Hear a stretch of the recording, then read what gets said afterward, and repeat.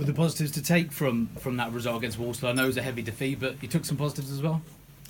You always try and take a little bit out of the game, but there wasn't many really. You know, the first half we controlled the game and had enough to take the lead. Really, we're disappointed on that, but you know, it was as I said, it was just a mad 20 minutes of football that's come up and smacked us right between the eyes, and we've ended up paying for it. So you just have to move on quickly and don't beat yourself up about it, and try and learn and get better if that happens again. Defenders scoring goals for you this season seems to be a feature. The sharing the goals around is obviously positive too. Yeah, I mean we get into good positions in terms of the wing backs getting on and getting into the box. We encourage that to happen with Kieran scoring, and we feel we're a generally decent all-round team, and we can score goals from every angles and every areas, whether they're set plays.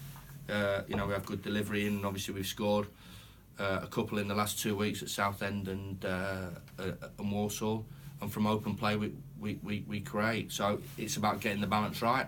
You know, it's about limiting the opposition to as little as possible, and when you have the opportunity to go forward, do that. And if it's in the shape of a set play and the defenders go on the end of it, that's great. You mentioned previously that a striker maybe and a right-sided midfielder might be the areas you're looking to strengthen. We're after a couple of players, yeah. We're after a couple of players, so hopefully, you know, we'll get them done before the window shuts. But we're confident that it will happen. We've got targets. We've hit all our targets so far. We've hit Ethan, getting him in. We've hit Samir Carruthers, getting him in. He was always our number one target.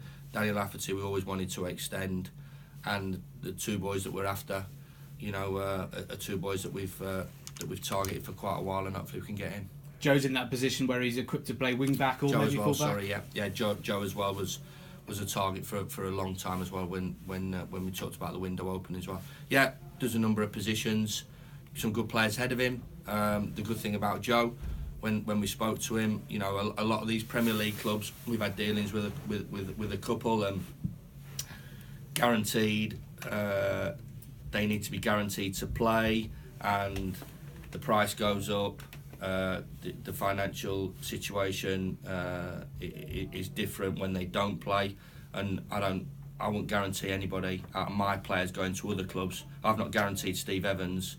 I've not said to Steve Evans, Ben Whiteman must play, or any other players. It's up to them players to get into that side, and you know, I think that the same will be with Manchester United. If Joe Riley's going to have a career, whether it's at Manchester United or whether it's in the Championship or Premier League, he's got to go and get in the Sheff United side, and Joe is up for that. He said that.